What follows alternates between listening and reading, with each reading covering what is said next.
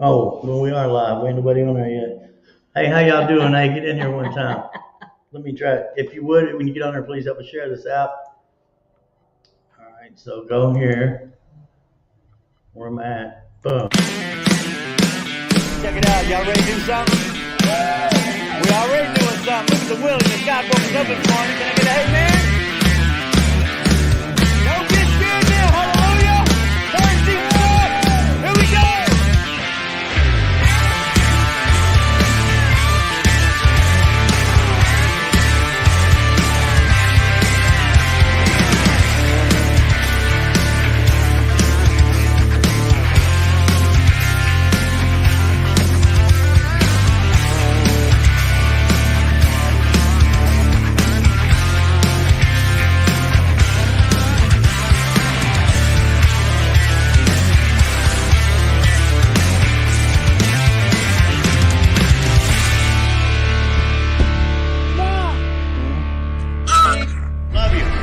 Let's get busy living.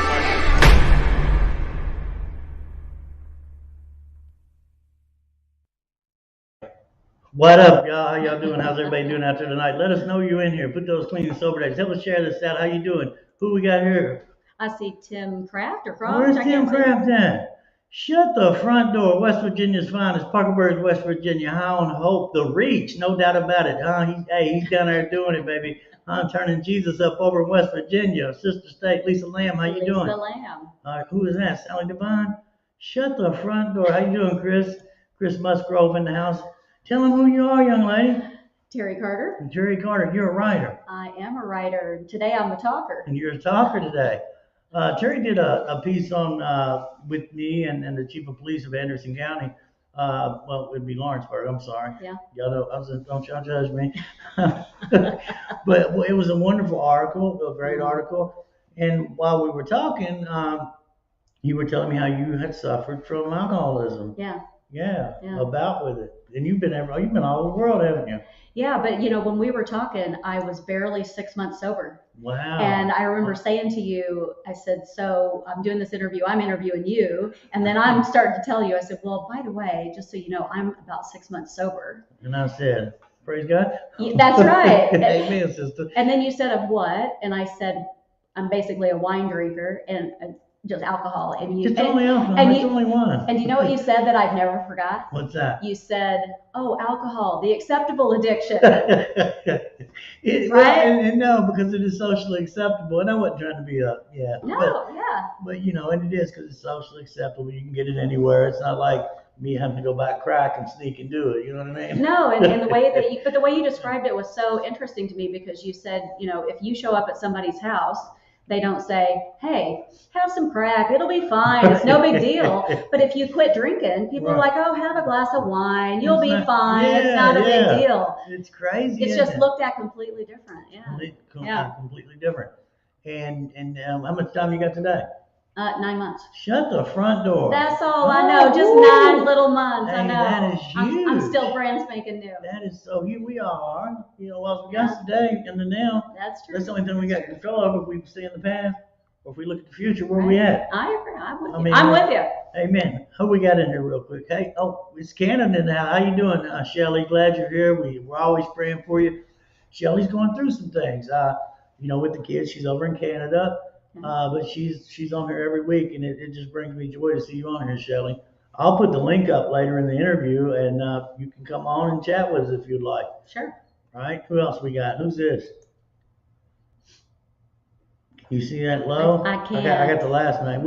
I need my glass. How you doing? I'm glad you're here. If you guys wouldn't mind, help share this out for us. Well, look at Cole. 5 years, 4 months. All right. I see you, huh? Now that I can see. That's Kevin Harris. Was he? He loves you just like I do. Everybody loves you, Andrew. God is good. Thank you, guys. Paul Martinez, the man, the myth, the legend. I see you got 1,000 days coming up. Shut the front door. 6/9/19, no doubt about it. My man, 100 grand. Look at you, 6/9/1996. Okay, is that what it was? Marvin Owens, how you doing? So this is real, Teri. Yeah. So and it's wild how God works, right? Mm-hmm. So and I'm excited. Chief Taylor called me and said, "Hey, I got a friend of mine. She's awesome," and he was just talking you up. would you be willing? Of course, Yeah. and you just have that personality that people can just Obviously. open Yeah, up, sure. and Thank you. it's like you're not judging. You know what I mean? No, I'm just curious. Just I curious. wanted to know all about you. Oh, there's the man I was talking to, my sponsor. Tim. He's the GOAT. Tim Rotella in the house, the GOAT, the greatest of all time. Keep the plug in the jug. Jekyll don't hide. Put the dope down. Call Coach Tim. Get you some. All right.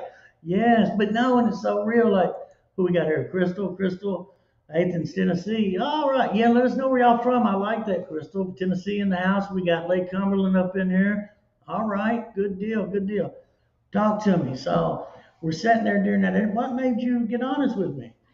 I don't know about that, but what had happened. The reason that I quit, I had earlier in the year I had done an interview with a friend of mine who also was sober, but she's like 6 or 8 years sober. Oh, yeah. She's a veteran. She's a veteran. Yeah, but she had written a book called The Addiction Inoculation, and it's about how to keep your kids from becoming addicts. And I read her book, and I interviewed her to write an article about her. And once I started doing that interview, and then I started interviewing other people about that, and then started reading it, I was reading that book, and I was thinking, is this me as a kid? Ooh, It was starting talking about the brain cells you kill as a kid, and I was thinking, I child. started drinking at 14. What? We started, yeah. You the real deal. We were Catholic. We were drinking drinking in the graveyard behind the church. If you're Catholic, you got to start drinking at 14. It's mandatory. That's what we did. I didn't know that. That's what we did, man. Sorry if I offended any Catholics out there. The truth is the truth. Oh my gosh, that's huge. But and again, like, Bobby Rodell. Bobby got about 14 years sobriety. Is it 14, Bobby? Put that in there for it. Aaron, how you doing, brother? A guy went to Isaiah House. Oh, I'm so sorry, brother. Oh, So sorry. so sorry to see that. Yeah, but it's and I don't mean to say, but I do apologize for that. But it talks about that jails, institutions, or death, or staying locked up, in between your ears. Yeah. Were you miserable during this, or just making everybody around you miserable? No, I think I was miserable, but I didn't realize how miserable I was. Right. I do now. Because, you have that clarity afterward. Yes, child. But during, what happened too is I would go back and I'd look at my calendar, and my calendar would say things like, "Oh, I drank too much last night. Not going to drink tonight. Oh, I wish I had that last drink." And then I started to see a pattern, and I'm like, this pattern, no wonder I feel like shit. Right? Yeah. And you was writing that in your little journal. Yeah. Oh my gosh. And I had to look back, and I was going, wow, about every other day I feel like shit. Gosh, I wonder why that is. What the peanut? Yeah. Somebody help me. That's great. But it is. It's the insanity of this thing. Yeah. The insanity of it. Hey, Martin's in the house. I'm drunk and no one can help me. There is help. You just got to reach out. You thought that you didn't have a problem, or you start realizing you did? I thought I didn't really have a problem. And I don't think I really knew that there was an issue until because I thought, well, I'm going to slack off. Right. So I started slacking off, and then I was like, well, I don't want to slack off. This isn't any fun. Yeah. And then I tried to slack off again, and then that wouldn't work either. And then the next thing I knew, I was like, you know what? I obviously can't quit. And you know what? If you can't quit, then you got a problem. You got a problem. Yeah. You got a problem, no doubt. I'm sorry, guys. I'm still trying to share this out. So what do we got here? We got Mary Rodriguez. She says, where's lovely. Alabama in the house. Down Where there, you got yeah. Mary at? Down here. Bobby got 14. There he is. I'm a Cole. I see you. Yes, Mary. How you doing? Who's this? God? Yeah, we can. Martin. Did I say that right? I'm getting fuzzy right here. But yeah, you can get. Hey, there's help out here. I'm sorry. I'm a hot mess. Hi, Wendy. Wendy's in the house. Hey. All right, Wendy. How's it going? So yeah, is anybody on here? Let's see. It's Connie Hunter. What you doing, woman? Let me ask my neighbor. Oh, ball game. The ball game in the halftime. So, thank you. I forgot about the ball game tonight. That's right. And it's senior night, isn't it? Oh my gosh. Yeah, Nevada in the house. Sally Devine, Yeah. Mount Sterling. How you doing? Glad you're here. Ryan, what's going on? Where's he from? Peru, Illinois. Where's that at? Oh boy, I don't even know. That's And freaking me out. I'm glad you're here. I love you, brother. Opal Sis, the real deal up in here. Jeff City from my home state of Missouri. Is that your hometown? Yeah, no, my home state, Cape Girardeau. Oh, shut the front door. Yeah. Oh, there we go. Florida and Kentucky from both spots. I met Wendy. How you been doing? Who we got here? Lindenhurst, New York. Did I say that right? Robinson, Blameless Children. We need more info. Okay. There's an event page. I will post it after this live feed. It's called the Blameless Children. It's an event page, but it's June the 11th, right? 320 Hope Lane, Versailles, Kentucky, 40383. Everything's free. Everybody's welcome. Come join us. But I'll give you more information. This dude here. What the peanut? He's talking about alcohol. I see that. Sean's the real deal. So what is he saying? 15 trips around the sun with no mind altering. Woo! 15 years. Good. Praise God. All right. Oh, it's huge. That's huge. Sorry, guys. I was missing a lot of comments. This cool speaker you got that. Yes, she's the real deal, Sean. Again, she did an article. I was very blessed to get to meet you. I mean, you were just uplifting, and because people don't suffer from that low self-esteem thing. You know what I mean? I know. And I'll mask because that's what I did as a little boy. Of course, You know, I put the mask on there like, oh, dressed up garbage can. Oh, he's out going and snap, but it's really a coping mechanism. You know what I mean? Yeah, we talked about that in the interview that we grew up, not the same obviously, but we grew up really poor. Right. And I moved around a lot. Yes, and changing schools all the time. So you're always like putting on that mask to try to fit in at the next place. And you go into every place like da-da-da-da, you know, because, you know, like me, I'll be all right, you know? Right. And if you didn't have that, you couldn't survive. Right. You know? Yeah, the coping mechanism, no doubt. So, and I like to dig deep, you know, and this is what was taught to me, and Sean played a big part of that. Sean and you know, other people being vessels, being servants, to have me dig as time went on with my sobriety. You know, the more sobriety I got, the more I got to look at the little boy issues. Mm-hmm. You know, and I saw a post on Facebook that you'd posted a couple of weeks ago. Yeah. About meeting my birth father. Your father. Yeah. And that you know, and that's the kind of things that really hit me, because we deal with that a lot with these kids that really don't know. Yeah. And of course, it's like a lot of, and I get it when you're wrapped up in addiction, and well, I don't get it. Or just even wrapped up in your life. Yeah. I mean, trying to live and have your own life and things like that. So. Yeah, I mean, so let me tell you, you want to hear about meeting my dad? So how'd that go? So my birth father left my mother when I was an infant. Right. So they were married. But then he left, and then he never came around again. He didn't pay support. He didn't come around. He just disappeared. But he lived in the same little town we lived in. So I never saw. Right the street. Yeah, basically. Next door. So I never saw this man. And so, you know, I'm 56 years old. Right. And no shit, I woke up last Saturday morning, and I literally woke up and went, I think I need to call my birth father. I need to find him. Right. And I sent somebody a text message and said, hey, do you have his number? And they sent me his number. No. And I texted him and said, hi, this is Terry Lynn. I'm the daughter you had in 1965 with Judy. Shut up, child. Can we have a conversation? I'm going to be in town next week. Oh my gosh. And he wrote back about it. I was so nervous for like a half hour till he wrote back. And then he wrote back like, sure, here's my home address. I would have been freaking out if I was him. I'd say, prank call, hanging up. Block. but he's like, yeah. So he was like, he didn't say anything like great to hear from you or anything, but he was like, okay. No apology off top. Oh, no apology ever. Ever? No. So that was Saturday. I went to see him on Monday. So 48 hours later, I was at his house. Oh, wow. Yeah. You weren't. You're persistent. Well, you know why? Because I knew if I didn't go right away that I'd chicken out. Yeah. I didn't want to get the anxiety built up. Wow. So I just like ripping that Band-Aid off.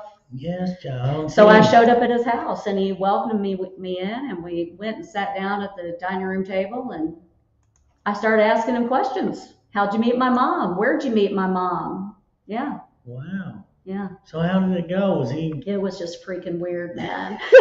And I say this with all honesty. I mean, I'm a writer, so I interviewed you. I'm used to interviewing. I'm used to interviewing people. I'm a professional. And I recognized right away that he was the person that you interview who can't wait to talk to you, like, woohoo, I'm important. She's going to come interview me. Right. But he didn't really want to talk. He wanted me to give him the attention of being there, but he didn't want to be forthcoming. So I would ask questions and he would say, oh, I don't remember. I'm like, you don't remember where you met my mother? Oh, wow. You don't remember how that happened? He said she got pregnant before they got married. He didn't remember that. I'm like, that's not even possible. So hold on. Yeah. Now, Come on now. How old was your mom when she? 19. 19. Yeah. And he said he didn't even, wow. He didn't remember anything about that, wow. Which of course is a lie. Yeah, that's just. Or it's his fiction he's told himself. So financially, how did he support you as a child? He did not. Oh my gosh. He never did. And this is in the early 70s. This is back before they collected child support and all that, So men got away with murder. Well, he did. And then my mom remarried and her new husband adopted me. So then that got him out of ever having to pay child support. Wow. So he was done. That was it. So that was for you though. Sure. That was for you, right? And so I grew up with a dad that, was my dad. Right. It just wasn't my birth father. Okay. How was that relationship? Is it a good relationship today? It's a good relationship today. Amen. Yeah. John. But it has its ups and downs. But I talked to him today. Today's his birthday, my stepdad's birthday. He's 78. He's a lovely person. 78. Yeah. That's wonderful. Yeah. That's wonderful. Yeah. Caitlin Peters got 63 days. Praise God. Alan Barnett, grateful to be clean and sober. No doubt. Candy Buster, how you doing? Monticello, Kentucky. Good deal. So where's this at? This is in Missouri too. Warrensburg, did I say it right? Warrensburg, yeah. Warrens, okay. Yeah. Tara J, how you doing, Tara? How you doing, honey? Good stuff. Got Richmond, Virginia in the house. All right. So this is crazy, child. So you interview me and we're going through everything and you're just, and I'm listening and then you start talking. And you start talking about, you're drinking again, about drinking. So when you were younger, was there a lot of partying? Oh God, when I was a teenager, yes. And I would never try anything that you had to shoot because I was scared of needles. Right. But I remember the first time I tried Coke and the second time I tried Coke and I said I can never do this again because I really like it. Yeah. So basically I was a drinker, but as I told somebody the other day, I got high every day my last 2 years of high school. I mean, got high on the way to school, got high on the way home. Oh my gosh. So I don't remember much about those junior and senior year. But your life was never unmanageable, basically. No, because I went on and got jobs and was successful, and you also mask with that. Like you can mask anything, your insecurities. You can mask anything with your job, your title, your lifestyle. You can just mask up on them. Yeah. There's all kinds of ways to mask. Yeah. So we got 9 months now. We're at 20 after. I'm having a rough time. If you guys wouldn't mind, help me share this out. I'm still trying to get this out there, and I didn't get. Yes, help us. Sorry. But who we got? Let us know where you're from, if you would. Put your clean and sober dates on here. Let us know what's going on. Dave, was that Devin? Did I say that right? I'm in these days when I could. Whitlock Wednesday. Yes, no doubt. Whitlock Wednesdays, no doubt about it. He's real deal Holyfield, no doubt. Yeah. So Justin Kirkland, love what y'all are doing while you're doing it. Much love, sobriety, rock service. Amen. Thank you. So dude, this is so real though, because we get in there and like, for real, and this was right at the COVID, wasn't it? Yeah. And you just in there with a. Well, what happened is when COVID first started, remember in the beginning of COVID, they said, oh, we're going to be locked down for about 6 weeks. Yeah. And right before that, I told my oldest girlfriends, I said, I'm quitting drinking, you guys. And then COVID happened, and I was like, well, screw that. I'm not going to quit drinking during the COVID. Who would do that? Yeah. What kind of crazy does that? So I was like, but it's only going to be 6 or 8 weeks, right? Right. And then it was a year later. And when it got to the end of that year, I was like, okay, that's enough of this nonsense now. Like I'm talking to myself, myself, enough nonsense. Enough. Because of course, what did I do? I drank more like everybody else during COVID. Right. I ate more bread, I didn't exercise. My hair turned gray. Right. Just everything. all the stuff. Yeah. That's huge. So, like, and you said, because evidently there's something, like you said, you were writing in this journal or writing down. Yeah. Had a terrible night last night. I got to slow down on the drinking. Yeah, so I'd say, I'm not going to have anything tonight. And then come 4 or 5 o'clock, my brain starts ticking in that mode going, oh, but I just want one glass. I just want one glass. Yeah. So then I'd have that one glass of wine. And then it's like, well, I just now have the second glass of wine. And the next thing you know, and as I tell people, they're like, well, you can just have one glass. And I'm like, no. I have to have 5. Right, I can't have one. Yeah, we don't stop. No. So now how is it when you go out to eat or something and you just glass of water? No, I'm really totally cool with that. Like people drinking in front of me does not bother me. And in fact, I had dinner last week with a girlfriend of mine that I grew up with, and she's like, "Is it okay?" She hasn't seen me since, and she's like, "So is it okay if I have a glass of wine?" I'm like, "Yeah, have 2." Have 2, right? Because that, like, my husband has wine or a bourbon at night, like that doesn't bother me. It's more internal instead of that external looking at people. Talk about that. It's more internal. So what I notice is whenever, and again, I notice this now that I'm sober, when I would start to feel tired is really what I would want to drink. Okay. So when I want to drink, really, I just need a nap. Or I need to lay down for an hour. Okay. That's no joke. Lay down, drunk. I need to lay down, or I need to eat. But yeah, like, I see you, Bobby. How you doing? I thought you got rid of this Facebook page. Frankfurt in the house. Yes. But no, because nothing internal. But by it being internal, see, I used against my will. Okay. I didn't want to, but I would use. I remember praying, I don't want to use, and I would use. Okay. You know what I mean? Yeah. So what are you doing, as your medicine, as I like to call it? So as my medicine, I think I said to you earlier, like I would eat dinner at 5 o'clock. Right. Because that would keep me from wanting to have that glass of wine at 5. I would fill that time. Like if I could get from 4 o'clock to like 6:30 or 7, then like that time had passed. I had moved on to other things. But I might take a bath. I might walk the dog. So you were staying busy up here. Yeah, I would fill it with something else. Okay. Yeah. And what I mean by for me, I have to go to these meetings, okay? Right. That's and the church. Right. The fellowship, the church, and I have to look at me and everything. Because if I don't do these things, the question isn't if I'm going to use again. Right. The question is when. Yeah. Because again, if I start filling this inside with things outside, like shoes, clothes, the girl, the car, you know what I mean? Right. Well, the food's killing me. It's progressive. Somebody help me. Right. Send me one of them exercise machines or something. But no, that's what I'm trying to get at. Like, but you do go to church. I do go to church. I read books about sobriety. There you go. Yeah. Because I like that connection. Like one of my favorite books that I read in the very beginning, like when I very first quit, and I found it online, and I listened to it on audio at night when I would go to bed. Which book was that? And it's called The Sober Diaries, and it's narrated by this British woman, so it's got a great accent. But she's just like for real. Like she just tells you like, this is my issue and I need to quit drinking. And so just listening to that every night before I would go to bed was like a mantra. Okay. And then I found another book online, and then I find it. So that's always been my medicine for everything. Like when I was a kid, I lived at the library. Well, that's what it's about. We got a blue book. They call it the big book in one, and then you got another book in the other fellowship, and another book. But, you can read and relate. That's what it was. The stories in the back of this book, I started to read, and I was relating to this lady. Her kids needed shoes, and she was on welfare. Right. And, of course, she gets her check at, the 3rd of the month, 1st of the month, whatever.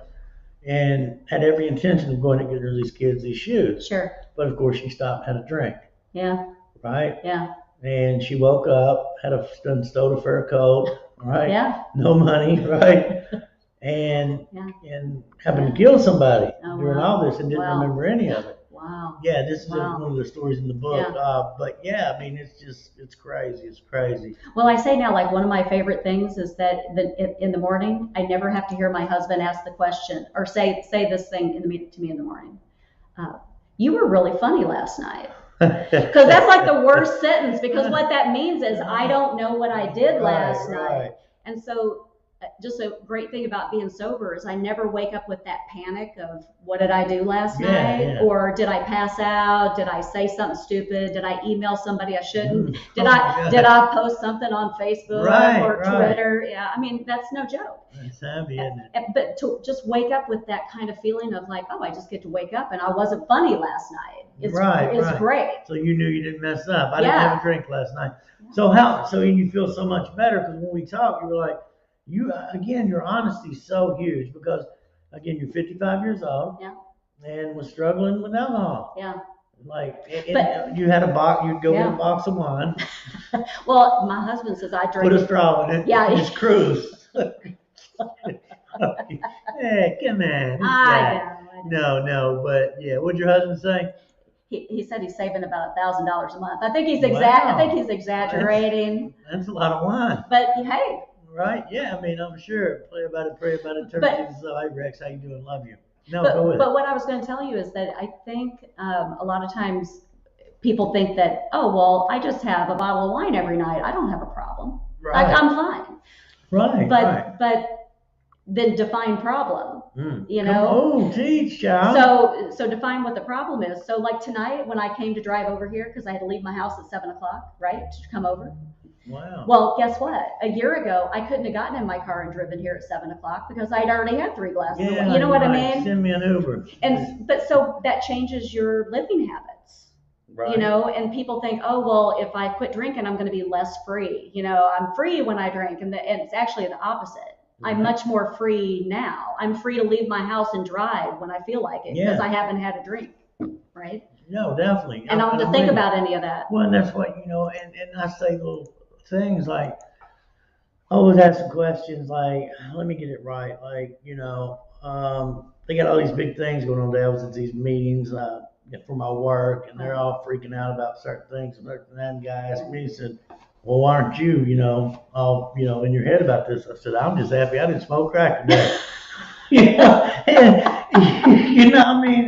But, for real, if you remember because I can't forget where I was. Yeah. And you can't forget about waking up and being like, oh, I wrote that. You need to drink a little less more. You're a mess. No, I know, but you don't, but in your mind at the time, you don't think you're a mess. You're like, oh, that's a little, you know what I mean? Right. But you are a mess, or I was a little bit of a mess, right? And you just don't want to admit it to yourself. But here's what I do now. I have a photograph of myself from last April where my face is real swollen and I'm heavier. And I don't even look like that. Like I look at that picture and I don't even look like the same person. Wow. Can you see Sally's comment? Yeah. When I was dark, I would drink a handle, a bottle of bourbon a week. Yeah. Shut your mouth. Yeah. I was talking to a lady the other day, and she was telling me how she would get the shots. I guess the airplane bottles is what I assumed. Oh, yeah. Just to put them in her waistband, just to be able to go to Walmart and shop. Oh, wow. I'm like, holy cow. but see, now, I never had that, but that doesn't mean I didn't have a problem. Y'all please thank Donna Martin right now. I'm over here sweating bullets. Where you been, girl? Little recovery wagon in there. Donna Donna had me, where you been at? Jesus. Help me, child. Donna's my people. Recovery wagon, no doubt about it, out here, helping people help themselves. A hand up, not a hand out. If you need help, hit Donna up. You can find her. You can hit the Recovery Wagon page up. There's a blog page with Recovery Wagon, and there's also a page everybody can join. Hit her up. She'll get you in touch with the right people. Let's get busy living. Come on, girl. Share it, Terry. Share it. What else you want to know? I want to know.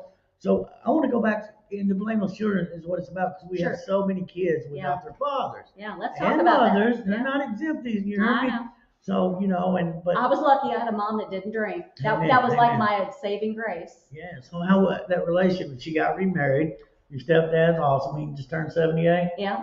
Awesome. Yeah. But for you, where did your mind go? Because I'm dealing with something similar. but I don't want, and I'm Right. trying to take me out of it. Sure. Because I don't want to, I'm not going to be the bad guy. Mm-hmm. You know what I mean? Yeah. And so 55 years old, right? Mm-hmm. You decide to reach out to this fella. Yeah.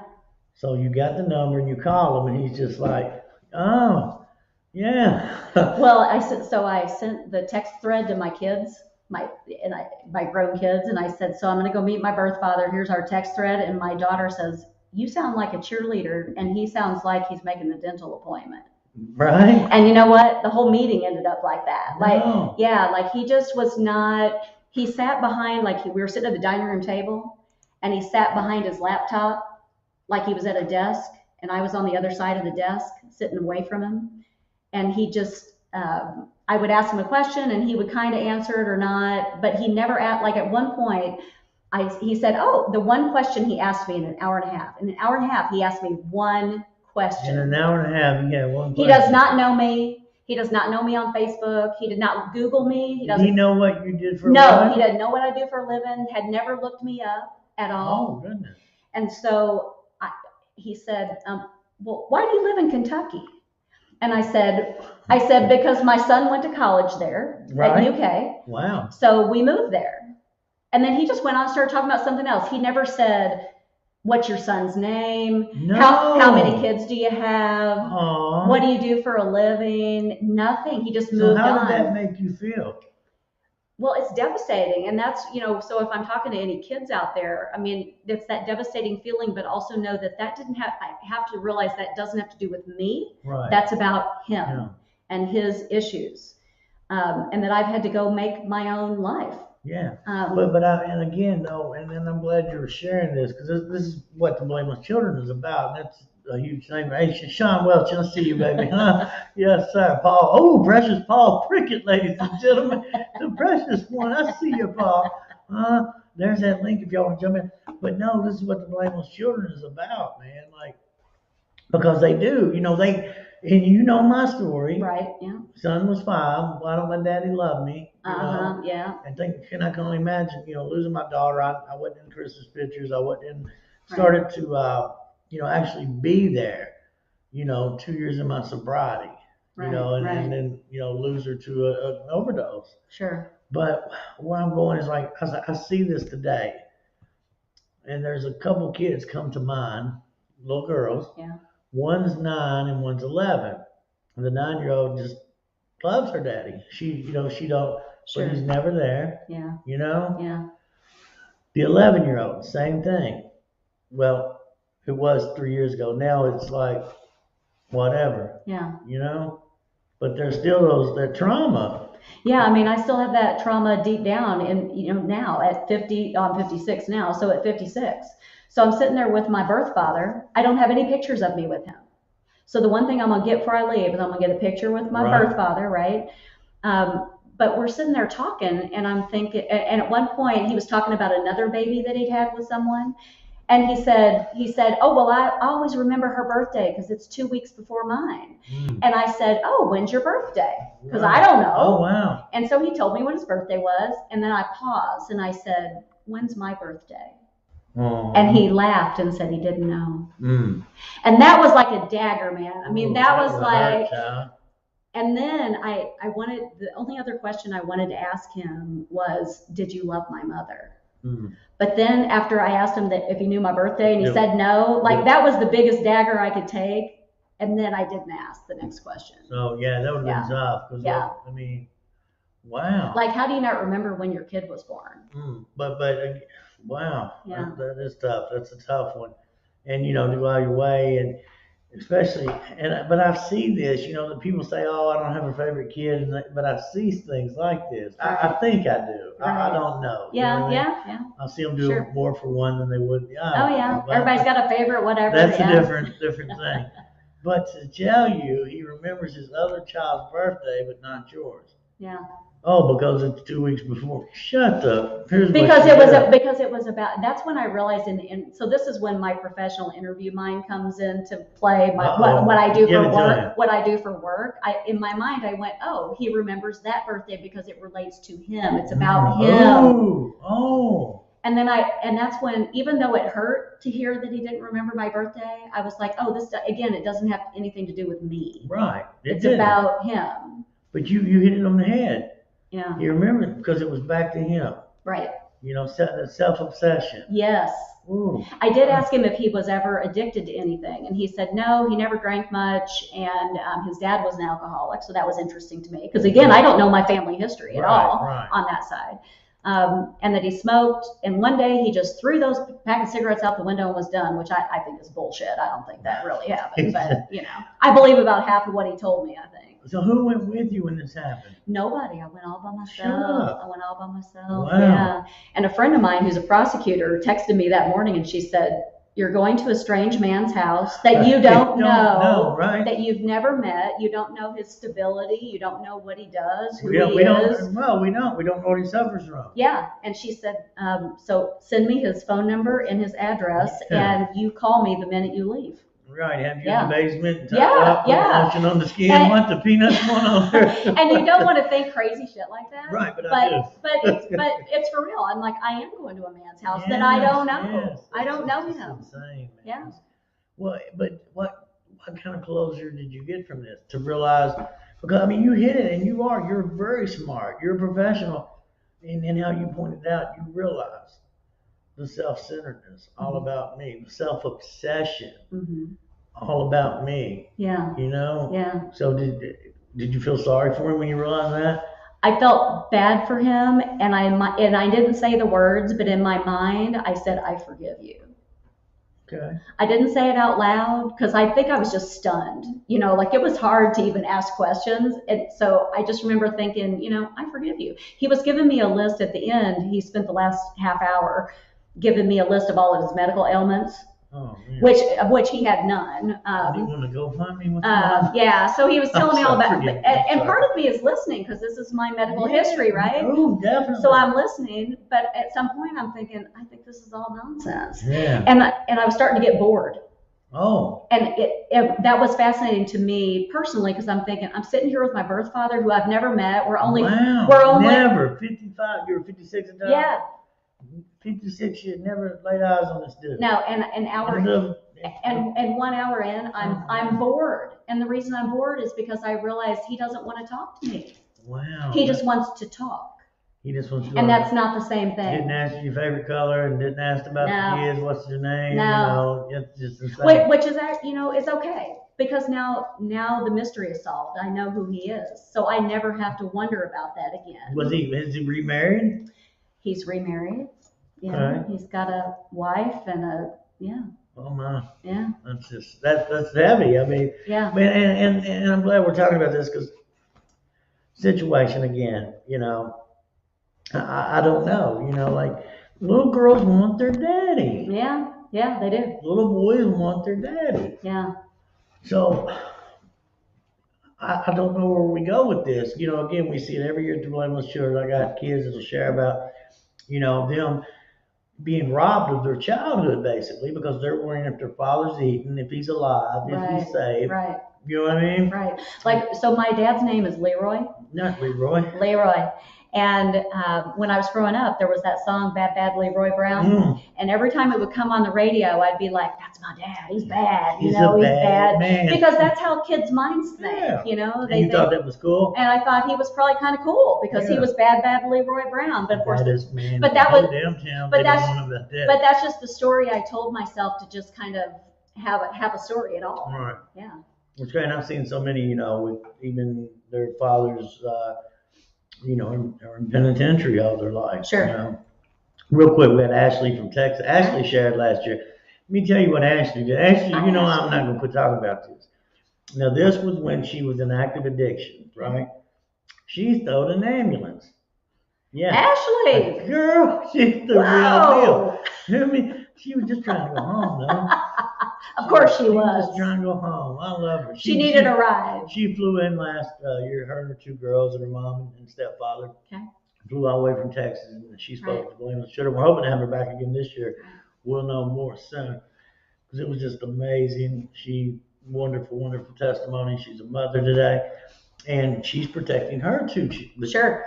The father got out of prison. Nationally, Right. you know, I'm gonna share this. You shared like a year ago. So, and she, you know, got to protect these babies. Yeah. You know, and of course he gets out, he calls them one time and starting that trauma all over again. Then he doesn't call anymore for a week. Then he wants to call at 2 or 3 in the morning when they're asleep. Come on, man. Right. And Right. yeah, Yeah. so I love this chick. Yeah. She's the real deal. Yeah.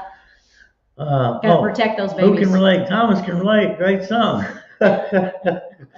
No, Thomas Edward Radcliffe Jr. in the house. Glad you're here, buddy. Glad you're here. Old forklift driver name. I won't sing for you, Thomas. You don't want any of that. That's good stuff. We got Robert Murphy in the house, my man, 100 grand straight out of It Town, Irish Town's finest. Robert Murphy, ladies and gentlemen. Yes. Oh, Donna, you can relate. Good deal, good deal. You want to jump in here with us real quick? I'll put the link up. I would like to hear some feedback because, again, and I know I keep saying it, but Yeah, dude, but there's yeah, so many children, you know, that, if anybody's got any questions, I'll answer them. yeah, let's see. Or I could put the number up. All right. I don't know let me put that in. Madonna, jump in there. Oh, excuse me. Or anybody that wants that can relate and jump in there. You would hit this link right here and jump in. Let me know if you're willing to jump in. Is Angel Brian on here? On there. Okay. What? Huh? What happened? What the peanut? What's going on with this computer tonight? Said an error happened. Oh, what does Thomas up there say? So his dad's in, does it say Hayesville? Haynesville? Where's he at? Right here? Haynesville Corrections, it said. Okay. Yeah. Okay. Yeah. All right. Oh, yeah, Hayesville Correction Center. Finally got to chat with my dad the other day. Needed it. Dude, congrats Yeah. on the woman who. Yeah. Seeing their dad. Yeah. Amen. Thank you. Thank you. It's tough. You did it too. Yeah, it's crazy, isn't it? I thought this was up and running, but yeah, so if anybody wants to jump on, we're 42 minutes in and popping, ladies. And it's so crazy. I mean, why would you wait for so long, though? Me? Yeah. Well, you know, it's because I grew up with a dad, and I think this is the other thing with kids, where you get a stepdad or something, and then that dad or an uncle or whatever you got, and that person becomes the dad in your life. Mm-hmm. So if your dad doesn't reach out to you, why do you want to go add that into your life? Like, you got enough trauma and you don't know what's going to happen. Like, that's the unknown. And I think the reason I never contacted him is I didn't know what that was going to be. I had to wait till I was old. Well, right. Opal. Yeah. I grew up without a dad. My mom's boyfriend murdered my dad. Wow. Oh my gosh. Sorry to hear that. That's terrible. That's real. Dang, Opal, I didn't know that, sweetie. Yeah, I'm so sorry. I bet you do miss your dad. Sending you a great big hug. Right. Caitlin Hughes in the house. Glad you're here, Caitlin. That's how my sons feel. It's real. Uh-oh. I got to get you in. This chick is awesome, Makiba. Yeah. She's the real deal. Yeah. She got 17 years, no minor mood altering, total abstinence. The real deal. Went back to school. She's got her, Makiba, you know I'm messing stuff up. She usually comes in and helps me, and we do. Yeah. We had my old sponsor on her a couple of weeks ago. My screen went down on me. Sure. But it was just amazing. I need to call you tomorrow. He said to tell you hi too. He called and asked about you today. Carl Robinson, Makiba. Opal, thank you, honey. Oh, here's one. Thomas says, I just blocked my stepdad the other day, told him quit selling my mom dope. Yeah. Yeah, that's tough. Right. Yeah, it's tough. Well, and let me tell you this. So my stepdad and I get along great. We're good buddies. I love him. But you know what? We're not Facebook friends. Definitely not. Because you know what? You don't need to be Facebook friends with your family necessarily. Jeez. Seriously. It's tough, isn't it? We don't need to see what it's on each other's Facebook page. We did that once and it didn't work out. It didn't work out. What's your mom's name? Judy. And your dad? Stepdad? Gary. Gary? Yeah. Judy, look what is wrong with that girl of ours? What does he call you? He just calls me Teri. Yeah. Yeah. Being good to you. Well, really, he calls me babe. Oh. When I told him I was getting ready to run for local office, he goes, "Oh, babe, don't do that." Because it scares him. He says the politics are scary now. He's scared. Right? He's scared for me. Well, God love him. I was watching something on Netflix about Caesar and all these Roman emperors. Sure. With the chick, what's the, Cleopatra. Oh, yeah, sure. Yeah, it got pretty scary after a while. Whoa. Politics, I tell you. Politics, I tell you No, what. it's just scary, Yeah. no doubt. I definitely will, McKeeb. I'll let him know. And yeah, he called me yesterday and asked if I talked to you. I said, well, it's been a while. I need to call her. Well, I really want to get you back on here. Get you on. Jump in here with us, Makiba, real quick, because Makiba will have some take. If you got a second, hold on. I'll try to send you the link on here. Why don't? Let me see. I'm the worst, y'all. Don't go nowhere. Go ahead and talk to him. Copy. I'm gonna send it through Messenger. We're still on there. It's just gonna do that. There's a lot going on. There's a lot going on right now. Boom. Yeah, we're still on there. Just hang out with us. Yeah, I just think it's really hard for kids when they grow up without, there's addiction in their family or whatever it is in their family. You grow up without a parent. You just wonder who that parent is. Who are they? Why aren't they here? Right. What do they think about me? Do they even know I exist? Do they think about me now? I mean, I think there's all those thoughts that go through your head when you're a little kid.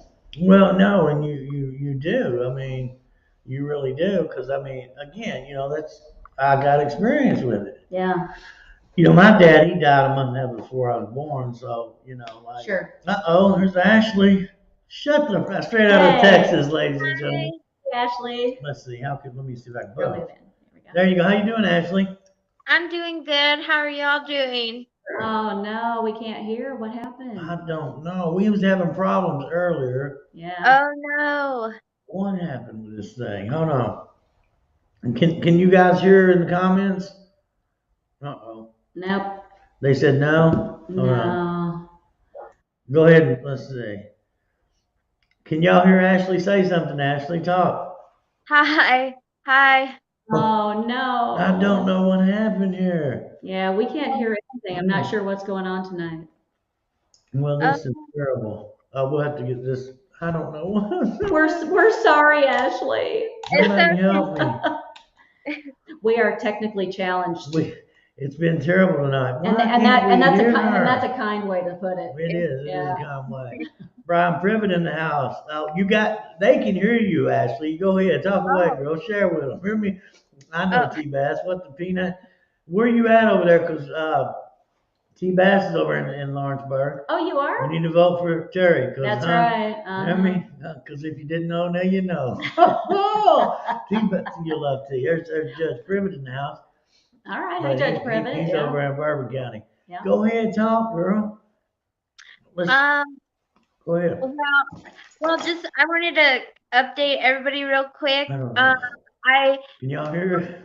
On Thursday, This is I terrible. go I for don't know my what's going driving on test, and I'll finally get my driver's I really license. don't. And I'm Ashley, no call my longer phone. a wanted person. I have all my stuff paid for and everything, so now I'm It's just terrible. not wanted, and I'm very happy Yeah. about that. She's talking though. She's killing it. Is it something at the end? Let's see. Huh. No, I don't think so.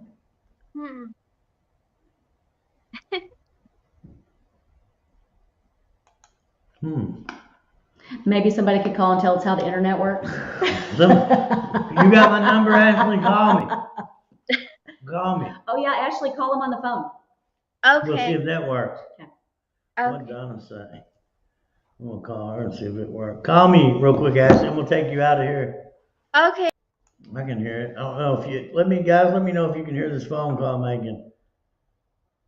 Hey, can you guys hear the Donna on here? Let me know if you guys out there on Facebook can hear this real quick. So I called you. We had Ashley, and something's wrong with we couldn't hear when we brought her in on the live feed. It was weird. So they can hear you. Did you have what Teri was sharing about? Did you have experience with that? Your father? Turn it off. Okay. Oh, we're just a mess tonight. I'm so sorry. No, that's okay. What an experience. Not at all. So talk to us.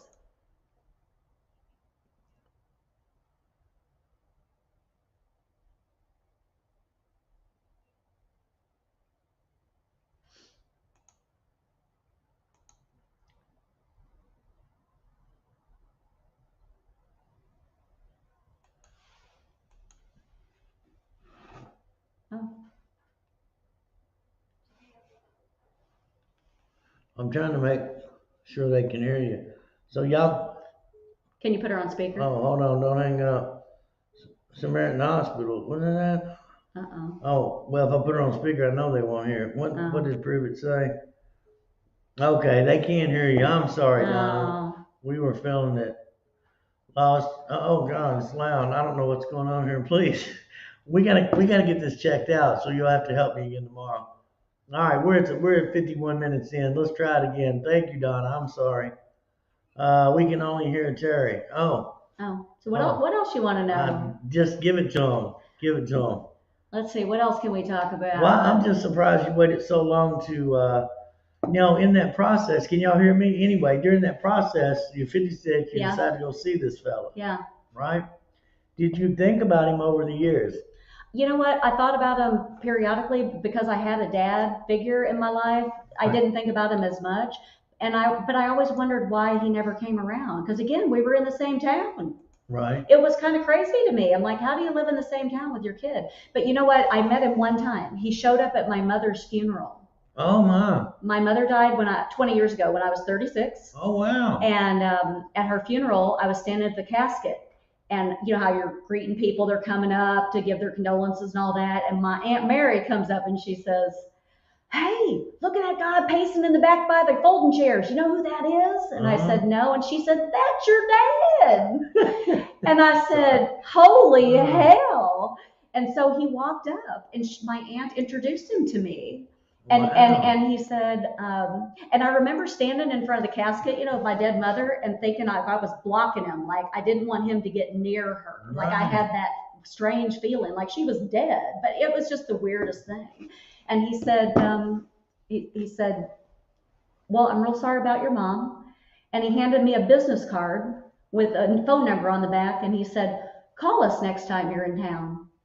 And, call us. Who's us? And then he walked off. And I remember thinking in that moment and forever after, I thought, who the hell is us? Right. And why would I call you? I don't know you. I mean, it was just strange. At 36 years, you hadn't saw this fella in 30, and he just shows up and ain't married. That's totally right. No daddy, girl. But again, but now I look at it, now that I've met him, I look at that and I think, oh, even at my mother's funeral, he had to make it about himself. He had to show up. I mean, and I know like there's that whole paying his respects at the funeral, but I did not see it that way. I saw it as he was coming to look at my mother dead. Like he didn't come around or give her money to help with school or food or anything like that. But he shows up once she's dead. What the hell? Well, I was kind of mad, to be honest. Well, I mean, I would too, and Don feels the same way. Holy hell. Yeah. Don Holland, how you doing?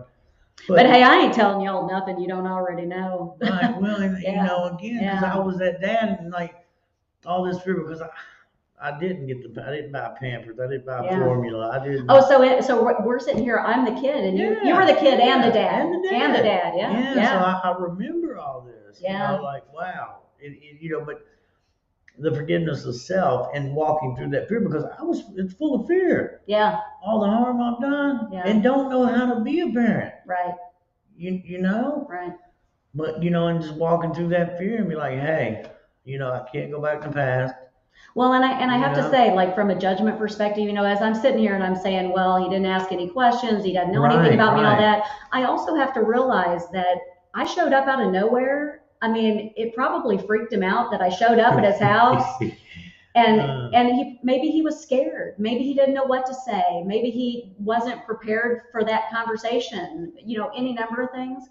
So I also recognize that I have to forgive that. It's not like he thought about it and he had lots of time to prep and think, oh gosh, I want to get to know my kid. Like he didn't have any of that. I just showed up basically on his doorstep. Right, so I have to give him that grace. Well, yeah, give him some grace. Yeah. But has he called since then? No, but you know what? Giving him that grace doesn't cost me anything. Amen, sister. And giving that forgiveness doesn't cost me anything. Amen. And it makes me feel at peace. So, and I wrote on my Facebook post, I said, I feel at peace-ish. Yes. I'm not at peace, but I'm at peace enough. Yes. And enough is enough. There you go. So enough is enough. So I want to thank everybody in here tonight. But one last thing, I wish I could have got Oh, I wish we could Ashley have, on wish we here. could have talked to some of Nothing's y'all. working. I hope this hasn't went bad. If it Yeah. is, I have to. Well, we had trouble before we started, We so did, we we are technologically illiterate. But it's terrible. It's just terrible. And I'm sorry, I was no help whatsoever. And she's not, and I can tell her, but she's a writer. I could write. I can't do anything with that Right. computer. I'm like, oh, get it, Sean. Well, what our best things in life? What we got, Sean?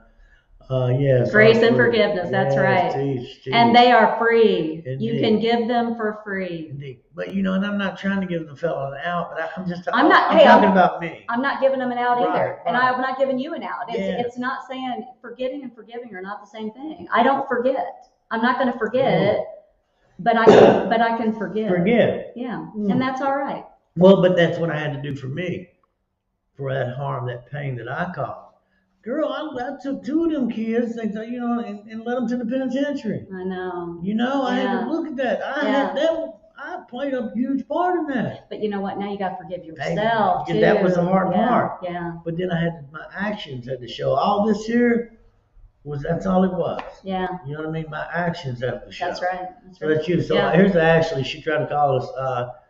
She was in here just. So Ashley says, I can totally relate to that. My father was always made things about himself. I had resentment for him being so selfish. I told myself I would never be with someone like that, but here I am with my daughters dealing with the same thing. Oh man, doesn't that? So, and that reminds me of, I have a girlfriend who grew up with an alcoholic father. Uh-huh. And so what did she say? What was her mantra? I'm never going to marry a man like that. Never going to marry an alcoholic. So you know what she did? Her mother was passive aggressive, and so what did she do? She married her mother because she was so busy trying not to marry her father. She screwed up and married her mother. So crazy things happen. Well, but no, you're right. That's why it's so important for me, and that's why and I get schooled on it, all the time, like how to treat, Jayla. Like right. how a man's supposed to treat her, how to treat her mother and how to treat her. And the same thing with Jasper, to be respectful, and which my grandparents really did instill that in. We always respect your elders, some of them, Lord. But, and just, common sense. Yeah. But it ain't so common with some people. Always be polite, be thankful, things like that. And you know what? Sometimes you got to call bullshit when there's bullshit. There you got to be honest. You got to be honest. What we got? My dad passed away almost a year ago. Oh, I'm so sorry. So sorry. I'm sorry to hear that. That's really hard. The first year is really hard. Thank you, Opal. I'm glad you're here. I always get excited when you're on here. You are needed. You are wanted. You have value. You have worth. It just brings me joy. I want to thank everybody that's been hanging out with us tonight. We're a few seconds out of the way, but I'll work on this. I'd love to get you. Angel Bryant just texted me. I need to go to Florida. Oh no. I love you, lady. This is Stronger Than Addiction, Angel Bryant. She's the real deal over in Indiana. All right. So this is good stuff. Anybody got something else before we bounce? Opal, the truth said, oh yes, indeed, it will set you free. The truth, that's true. Similar what I said about my dad. Thomas has been in here with us the whole time. Trisha, how you doing, young lady? Yeah, hi, Trisha. Trisha works for Vital. She's a therapist over at Vital. Okay. Actually a wonderful place in Frankfurt. It's IOP. You have to come down and share with them sometime. There's a couple ladies that came to mind when, tonight while we were talking. Yeah. Because it's huge, man. But what happened? This trauma. It hangs on to it. I mean, just hanging on to it, and you going, and addressing this fella, and you gave him grace, because I'd have been freaking out. Because here's the thing, I'd been shuffling all this guilt. There'd have been so much guilt on me. When you'd called, I probably had a stroke, heart attack. Well, I worried about that. I was like, maybe he's totally freaked out that I called. Yeah. Yes, yeah. Because it would just hit me like a ton of. I'm a piece of. I'm no good at poor. You know what I mean? That's what would happen to me. And if that happened, he masked it very well. Let's put it that way. And you know what happened when I left? When I left, I walked out to my car and he followed me out and he said, well, next time you're in town, you don't need to call, just stop by. And I thought, what? Okay. What? Okay. Right. Yeah, right. like you don't know what to do with that, but you just kind of have to accept it and move on with the Yeah. day. It's like he doesn't know what to say, you know. Right. And that might, it sounds like it, but I'd at least got myself, I don't know. Well, and Andrew, I hug everybody. Yeah, you're a hugger. The first time I met you in the parking lot at the police station, what I do, I'm like, Andrew, and I hugged Like, you. oh, I'm like, I love you. I love you, what are you Andrew doing, Hager. lady? I put my wallet Like in what? front. No, you're wonderful. No, but I didn't hug him. Oh, wow. I didn't want to. Wow. I didn't want to hug him. And when we took a photo outside the front of the house, his wife took a photo of us, so we'd have one picture together. And I always put my arm around somebody. I always hug somebody, and I held both my arms straight down, like he had his arm around me, and it felt so weird to have him touch me, and I just couldn't do it. Like I could get myself there, I could have the conversation, I could give the grace, I could give the forgiveness. I couldn't do the touching. I just couldn't. Didn't have it in me. Well, a lot of work. 'Cause I know you're forgiving, and again, you got to give that grace, And again, the fellow might just freaking out, but I don't know, man. It's a tough one. Yeah. Who knows? Yeah. I only know my part. I can't speak for him. That's all we know is our part. That's right. That's all we can own. That's right. Caitlin Peters, thankful for everyone here, for real, and even for me. Thankful. Yeah. Good girl. That's right. Look, can you see it? Thankful for the ones we once had to. Oh yeah, okay. The ones that are gone now. Yes. Did I read it wrong? Yeah, they don't really leave us, especially if we come back like they have. Oh yeah, proud of everyone. Amen. Thank you. That's wonderful. Thanks for sharing with us. All right, so we're 2 minutes over. It's good seeing everybody, and thank you guys. Thank everybody for sharing with us your positive comments. We'll get this figured out. I need to get you back on her. I'd love to get Makiba. We just have an all-star boom and roll with it. We'll talk again. Get Thomas on here. Scott, how you doing, Scott? He said, thank you for sharing your story with me and each and every one of us. Also, thanks again. I hope you have a blessed night. Thank you. Yeah, Scott. have a blessed night, everybody. Have a blessed night. Hold on, now I can't go on here. Real quick. Read that for us. Oh gosh, real quick. I also relate to waiting so long for having a father figure. I didn't really know I needed my real dad because I had a big brother and my grandpa to be that father figure in my teenage years. My mom met my stepdad, and I felt like that was all I needed. Yeah, I get it, but you still have that guy out there that, was your birth father, and you got to find out what that's about. So I totally get that. Right. I get it. Well, and like you said, because and that's what they ask you. I mean, when I had to go to the hospital, and I didn't know. Yeah. I had to check every box about alcoholism, drug addiction, and the whole family. I knew those, but I didn't know if they suffered, from high blood pressure, drugs to the liver, whatever, Right.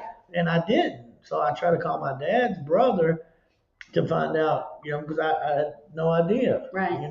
Things like that. Yeah. Anyway. Yeah. So you did get that positive out of his whole checklist. Well, I did get that, but let me tell you this a little funny to end. So the guy that I got the phone number from, I got my dad's phone number from this guy, and so after I was done meeting him, I texted him and I said, "We met, it's over, this and that." And the first thing he wrote back was, "Did he tell you about all his fake ailments?" No. Swear to God. So is that true? I don't know, but I sure say I don't know. I don't want to be that guy's friend. Lacey, what you got, honey? Just wanted to say thanks for the prayers, Andrew, and everyone. Today makes 6 days. My brother has made it to rehab. So 6 days clean. Woo! Praise God. I see you. 6 days. Thanks for sharing that. Yeah. Thank you so much. And that's what it's all about, And we all have testimonies. We all have an interest to share that, because I would have never known. I'm thinking there's this lady got it all together, successful. You know what I mean? Yeah. Just a success, But everybody's human, and everybody has their thing that they're dealing with, whatever that thing is. And it could be multiple things. There's multiple things probably for most of us, right? I know that's right. But everybody's out there hiding something, aren't they? They are. Well, I say that a lot too, especially when people were new in this and in fellowship. Especially the younger people, like, oh, so they get off the dope, they put the alcohol down, everything's going good, but then they can jump in a relationship. You know what I mean? Yeah. And the thing is, I got to continue to work on me. Sure. You know, like, Yeah. it's scary. I will go there next time. Now, until next week. Until next week, we'll be back. Thank each and every one of you once again. So we're gonna finish it with the short version of Serenity Prayer. I don't even know if y'all can hear it. Everything's been a mess tonight. You know what I mean? But thank you guys again, and we'll be back tomorrow night if I can get this fixed. Thanks, guys. God, grant us serenity to accept things we cannot change. Merge things